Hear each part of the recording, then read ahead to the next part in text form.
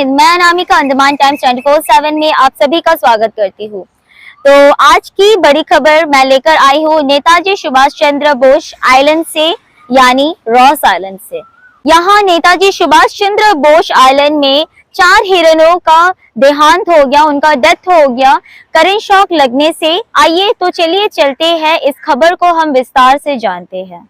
सूत्रों से हमें यह पता चली है कि नेताजी सुभाष चंद्र बोस के पंप हाउस के वहां से काफी अजीबोगरीब आवाजें आ रही थी। यह हादसा जिस दिन हुआ था उस रात में वहां के लोकल ऑफिशियल्स नेक्स्ट दिन सुबह जब उठकर देखते हैं तो उन्होंने पाया कि वहां पे 4 हिरन करंट इलेक्ट्रिक शॉक से घायल होके वहां पे मरे पाए गए।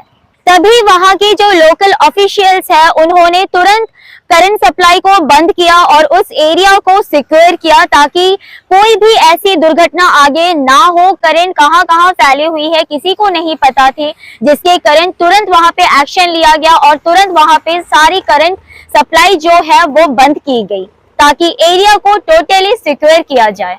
तो आइए सीधे चलते हैं हम नेताजी सुभाष चंद्र बोस आइलैंड में जो ये घटना घटी है उस विजुअल्स की और आपको दिखाते हैं उस विजुअल्स के द्वारा कि वहां पे जो ये स्थिति थी, वहां पे हिरणों का लाश कैसी स्थिति में पाई गई, ये सारे विजुअल्स हम आपको दिखाएंगे। तो आइए सीधे चलते हैं नेताजी सुभाष बोस आइलैंड की ओर और आपको दिखाते हैं सीधे उस विजुअल्स के थ्रू सिचुएशन जो हाल वहां पे स्थिति जो बनी हुई थी। कहा यह जा रहा है कि डैमेज्ड केबल से इलेक्ट्रिक करंट लीकेज होकर जंक्शन बॉक्स का बॉडी में फैल गया और बारिश के कारण वो लीकेज करंट ज़मीन में भी फैल गया और इस अवस्था के कारण इलेक्ट्रिसिटी शॉक से 4 हिरणों का जान चली गई, जो कि काफ़ी दुखद भरी बात है।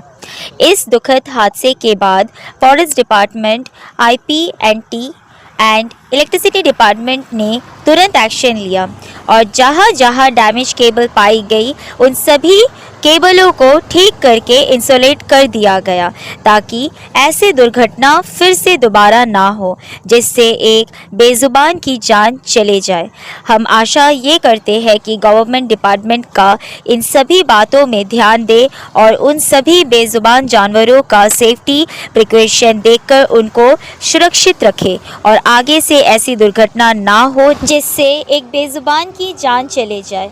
हम आशा ये करते हैं कि गवर्नमेंट डिपार्टमेंट्स का इन सभी बातों पे ध्यान दें और उन सभी बेजुबान जानवरों का सेफ्टी प्रिकॉशन देखकर उनको सुरक्षित रखें और आगे से ऐसी दुर्घटना ना हो जिससे बेजुबान जानवरों को ऐसी तकलीफ़ देखना पड़े।